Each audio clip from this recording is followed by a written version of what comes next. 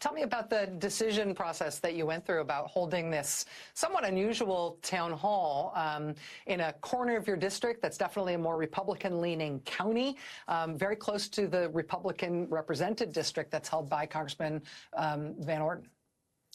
You know, the bare minimum you should do as a member of Congress is listen to your constituents. And Derek Van Orden, to best of my knowledge, has never done an open public town hall in the over 2 years he's been in office. So I just thought people should hear from a member of Congress, especially if you're about to cut their Medicaid and their food assistance and education funding and parts of the Affordable Care Act. So we organized one at the edge of my district, knowing that across about 7 minutes away was a city of 10,000 people in his district. But Rachel, people from 2 hours away drove down from La Crosse and Toma and Potosi and Platteville.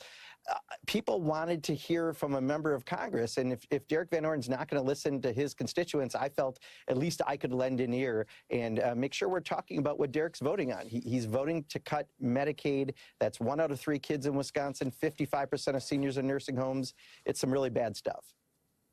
I read some local press accounts of what was discussed at the town hall that you held and what kinds of issues people were raising with you. A lot of people were focusing on fears about those potential Medicaid cuts, given how many people in Wisconsin use Medicaid as their health insurance. And that's kids, that's old people, that's everybody in between.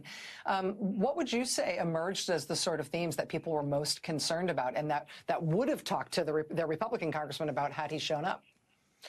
Cuts for Medicaid was huge, right? That's health care, long-term care for people in Wisconsin, especially in rural parts of Wisconsin, like the 3rd Congressional District that Derek Van Orden supposedly represents is. Also, I think people are really concerned about Veterans Affairs, you know, and the VA hospital. People, because so many people have been fired who are on probationary employment that when you call, you can't always get an appointment right now, and that's starting to affect the service of health care.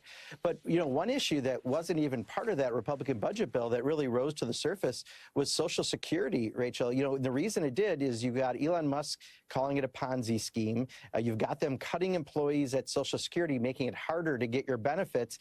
But, you know, during the State of the Union, an awful lot of real estate was used by Donald Trump to repeat lies over and over and over again about people, you know, over 110 years old, up to 360 years old, supposedly getting Social Security when, you know, even by law, they don't write a check to anyone over 115. And it's been disproven by 2 different inspector generals, everything he said. Well, that tells a lot of people what they're really after is Social Security. And I think the biggest set of questions we had on Saturday was about that.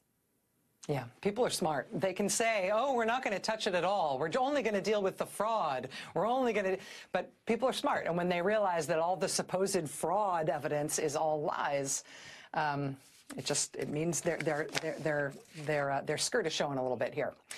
Democratic Congressman Mark Pocan of Wisconsin, thanks for talking to us about this, and I'd love to stay in touch with you. I imagine this is going to be unsettling for your neighbor in that Republican district. I'd love to hear how things proceed there.